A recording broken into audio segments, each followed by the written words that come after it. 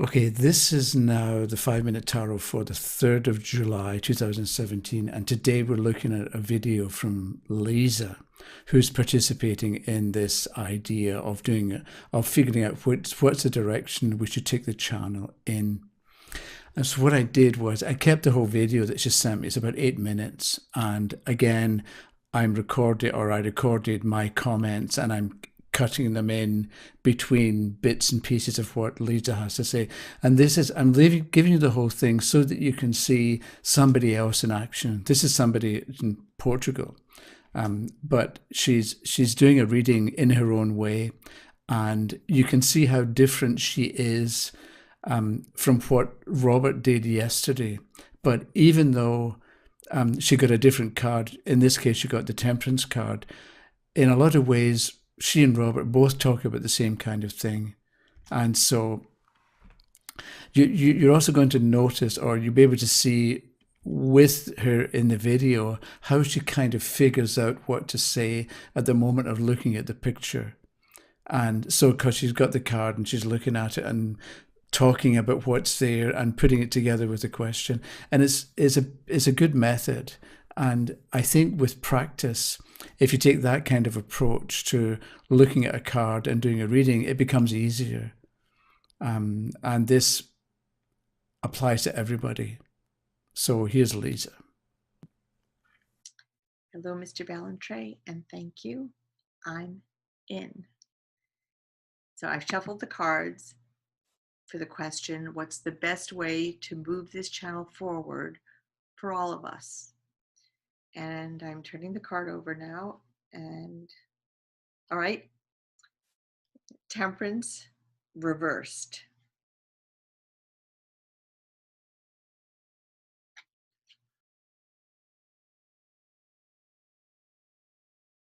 Okay, I stopped Lisa's video at that point because of the period of silence. And probably you recognize that situation because you turn a card and you look at it and you're not quite sure what to say, or you don't have an immediate understanding of what's involved. So there's silence.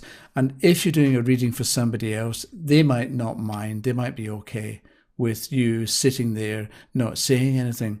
But some people are going to think, okay, the reader's turned a card, I'm going to die, and they're afraid to tell me, or they don't know how to tell me.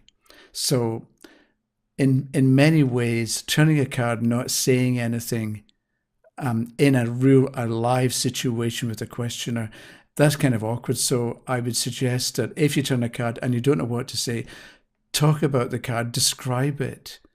So we've got, in this case, a temperance card. There's an angel, the foot in the water, the cup. So describe what you see in the picture, because you can be educating the questioner as well, and they can begin to see what's there. So as you, the reader, talk about what's in the picture, if you also at the same time listen to what you're talking about, you're going to tell yourself what sense to make of it. And you'll discover that you spot things in the card and you talk about them and you put it together with the question. Because I think with a reading, it's not so much about knowing the meaning and trying to make the meaning fit. Because if you do that, it's a bit like starting at the end with the meaning. But instead, a better approach, and I think what Lisa does, is she describes what's there and she works her way through the card and through its symbolism and the images on the card. And she gets to the meaning eventually, but she sort of describes the journey of discovery that gets you to the meaning. And one last point before we move on with Lisa is, I think it's important for you, the viewer, to pay attention to what you are thinking as you watch, because you can watch Lisa in action and you can agree or disagree with what she does. You can have an opinion or a critique about her method or her procedure, and you're going to understand better what your own reading style is. And it's not like she's right and you're wrong, or you're right and she's wrong. It's more to understand that we all have our own different way of expressing the truth. And so Lisa's way is her way, even if it's not the same for you. Okay, so if I look at the card, so I made a face when I first did it, so I wasn't happy to see it because it was reversed. but I don't think that it's bad that it's reversed. So if I look at the card upright, obviously nothing's obvious, and I don't want to assume anything. There's the angel, and is she it? The angel is pouring from one cup to the other. So obviously there's a lot. Okay, so there's a lot of water. There's a lot of fullness. There's a lot of emotion. There's a lot of caring. There's a lot of relationships that you've built. So this is a card of plenty. I mean, there's lush vegetation. There are the plants, there are the flowers, the water flowing, and the angel actually has we'll just call it his feet in the water. So he's immersed in all this, one might say, or one might offer that you are immersed in what you've built, and that we too are immersed and immersed in what you've built. Okay, just a quick comment here, and that Lisa mentioned about this Temperance card being a card of plenty. And I think that's an interesting observation. It's not something that we may naturally or immediately think of with the card, but I think it's a good point. And then by understanding it's a card of plenty, we can think about what the question is and apply the idea of plenty to the question. So if it involves people, there's a lot of people. If it involves income, there's a lot of income. If it involves emotional satisfaction, you're going to really get an awful lot out of it. Depending on what the question is, it's a card of plenty. So this shows somebody alone pouring. So it's one person trying to do this flow, but this flow is just one part of something much larger. And so it's really too much, maybe, for one person, because imagine if you had the whole community engaged as you're doing now. So it's a wonderful thing, because there's so much water, there's so much good feeling, there's so much flowing, and then there's so much that can flow. And then there's like the lights and the spirit and the intent and the inspiration around the head of the angel. So Lisa's talking about community and a group, and this kind of reminds me of what Robert said yesterday, even though he got the Seven of Swords. And it's as if they're reaching the same conclusion, or they're making similar points, but they're getting there in a different way. And I think this is interesting because it's a bit like, it's not so much what does a card mean, which is what you normally find in books, that this card means this. But in real reading or realistic practical terms, it's not so much about the meaning, it's more reading what the card shows and seeing what sense it makes. But Robert started from his position and his understanding and looked at the Seven of Swords and came up with the idea of community and group.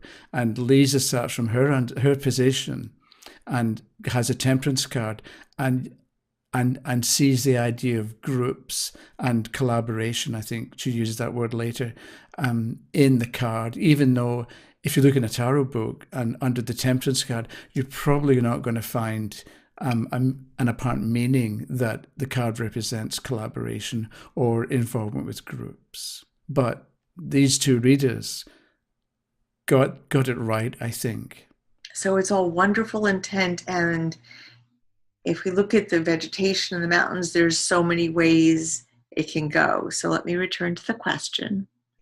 What's the best way to move this channel forward for all of us?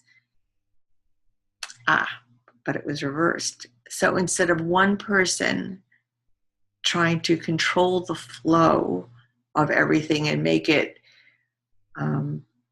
maybe just unidirectional, maybe it's time to expand and try multiple things. So not just taking class and very focused, because when you move liquids from one container to the other, you really have to focus and concentrate on what's right in front of you.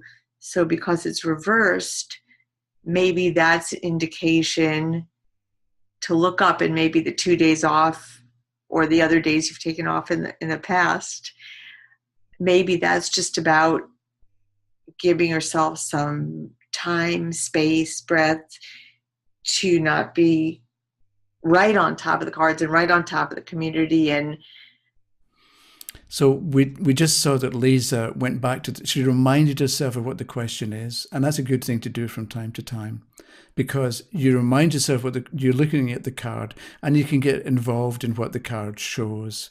But if you remind yourself of what the question was or what the question is, then it gets you back to answering the question in the light of what you've discovered about the card, and also orients you. It sort of gives you a starting or a fresh starting point, because you've had ideas about what it shows, and then you come back to the question and you've got a fresh starting point, and it can orient you so you get a better idea of where you are with the question and where you are with the answer. And then she thought, and Lisa realized, okay, wait a minute, it's the card's reversed. And then she made a distinction between the solitary main figure in the picture, the angel, and all the rest that was going on in the picture, and the variety of life in the cards.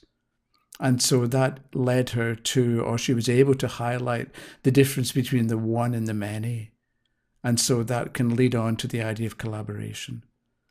But she also talked about focus again, which might not be an idea that you would normally think of with this card, but you can see why she makes the point, because you do need focus and concentration if you're going to move liquid, especially liquid, from one cup to the other.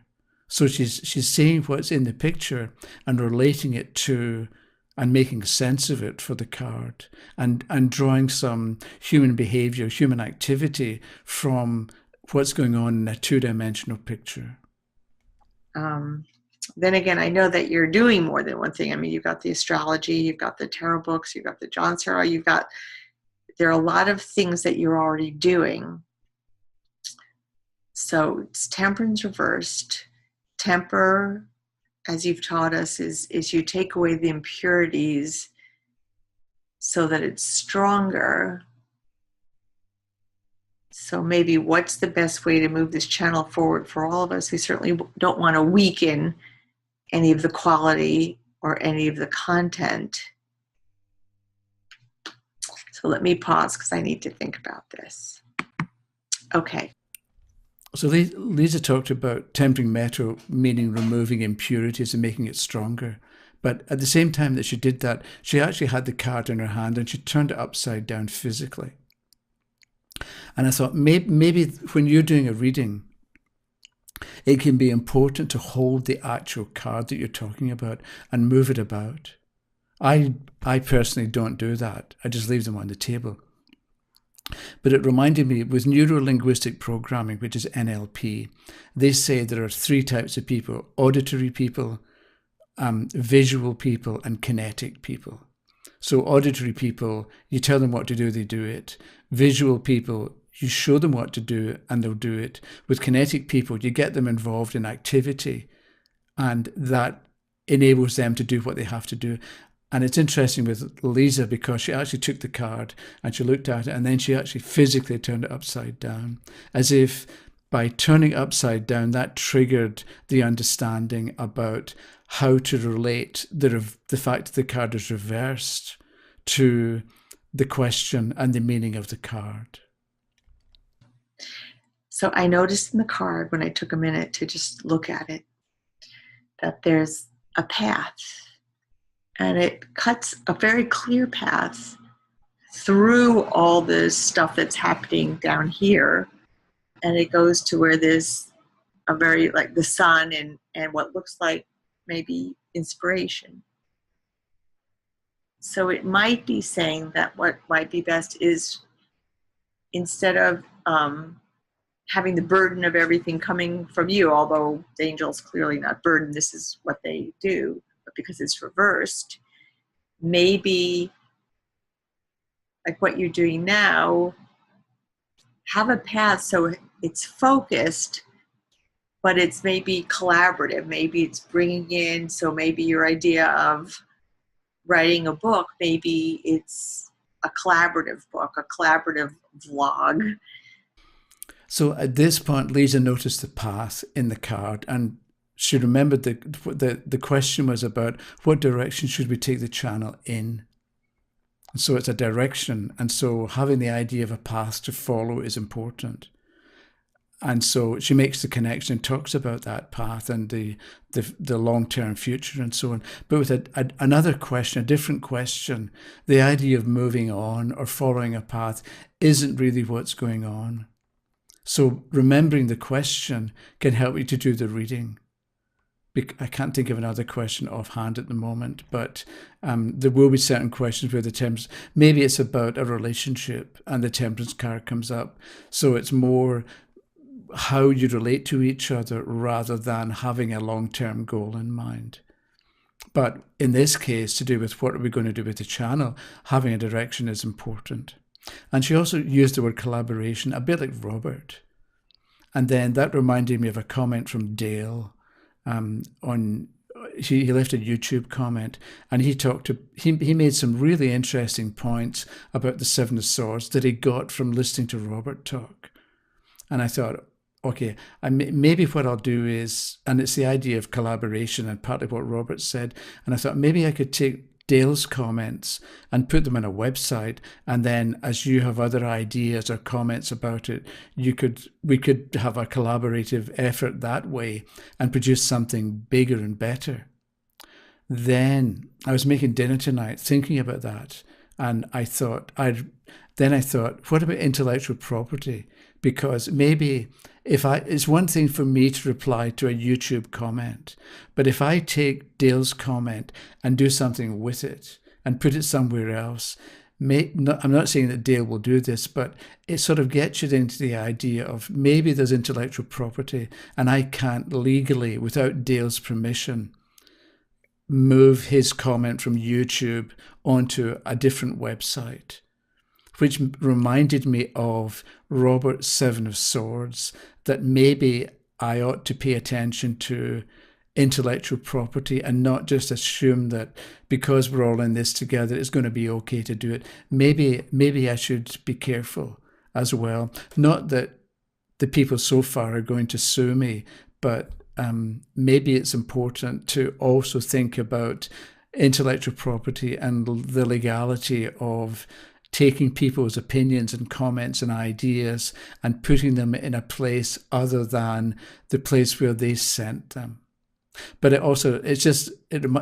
it's maybe something else that relates to Robert's card yesterday, the Seven of Swords, which was the first idea he had about it, but he didn't develop that idea. Not that he should, but do you know what I mean? It's interesting that maybe there are, or it's going to be important to people to give permission that we can use the information however we want. On tarot, and by following this path, it incorporates, I keep thinking about, you used to ask for, you need some examples, you wanted some examples. So if people would contribute by doing what we're doing now for you and with you, that this brings in all those questions that can be used for other content and other material, because you're really good at always giving real examples. And it's much appreciated and coming in from different angles, so there are multiple ways to understand what it is, the point you're making. So you're really, really good at that. So maybe it's taking, slogging through the stories, but staying focused, and with the idea of a book that it would all go into. That's a way of focusing all these different stories and all the different inputs from all the different people in your community that are learning so much from you. And that leads to, it's a road, it's a path, but it's a clear path, and it kind of expands. And it's actually, I'm looking at the halo around the angel, and then this star burst, and it's similar. It's got these ray things that are similar, so it's not so much falling on you as it was, but it's more of it's you because it's got that also, but it's also more. And then again, we have Lisa looking at the card and noticing something about the similarity between the color and the shape and the brightness around the angel's head and the shape between the mountains in the distance. So she sees a connection between the one, the angel, and the long-term goal represented by the end of the path. And she does something with that information. So she's noticing what's going on in the picture and then translating that into behavior or part of the answer to the question. So this to me looks like taking all the quality, the wonderful things, but maybe expanding out, bringing in other stories as examples to help make the points and to know what other questions may be. So this is my very first ever blog or whatever video. Thank you, and it's a privilege to be able to do something for you. Thank you for all that you've done for all of us. Thank you. Okay, that's the end of Lisa's video, and uh, another good one, another first time video. And so they both did it. It worked out well. So if you're wondering about whether you could or should, the answer is yes, because look at what Robert and Lisa have done, and you know how good it is. So you can do it too. And that's it for the moment. So I've got another Chad, I think it is, sent me a video. Haven't looked at it yet, but I think there's going to be another one tomorrow. So we'll keep going and see what develops. Okay, this has been a long one, but I guess it can't be helped. Okay, thanks a lot. We'll talk to you again. Bye bye.